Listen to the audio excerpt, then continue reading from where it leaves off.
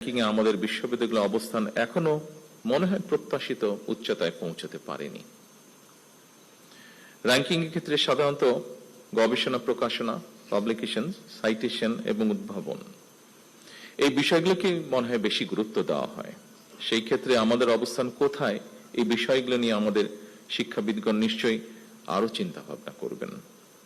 শুধু পুঁথিগত শিক্ষায় নয়, বিশ্ববিদ্যালয় গবেষণা এবং উদ্ভাবনের দিকে মনোযোগ না দিলে মনে হয় প্রতিযোগিতামূলক বিশ্বে আমাদের টিকে থাকা কিছুটা হলেও কষ্টসাধ্য হয়ে পড়বে।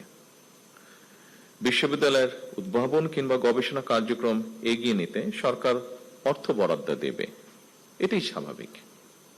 তবে আমি যতটুকু জানি, ব্রিটেন সহ বিশ্বের অনেক দেশই যারা বিশ্ববিদ্যালয় অ্যালামনাই, তাদের অনেকেই কিন্তু বিশ্ববিদ্যালয়ের গবেষণা মনে করে প্রাথমিক সিলেবাস থেকে শুরু করে উচ্চতর পর্যায় পর্যন্ত আমাদের শুরু করার উদ্যোগ সরকার নিচ্ছে।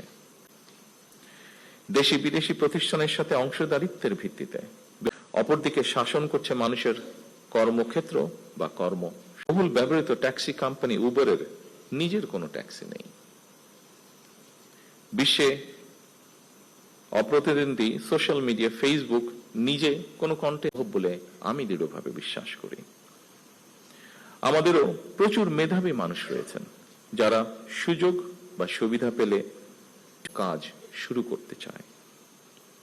বর্তমান আমরা অবশ্যই আলমগীন করব, তবে আমরা যেন আমাদের রাষ্ট্র ও সমাজের আবহমান কালের ধর্মীয়, সামাজিক, নৈতিক মূল্যবোধ হারিয়ে না ফেলি।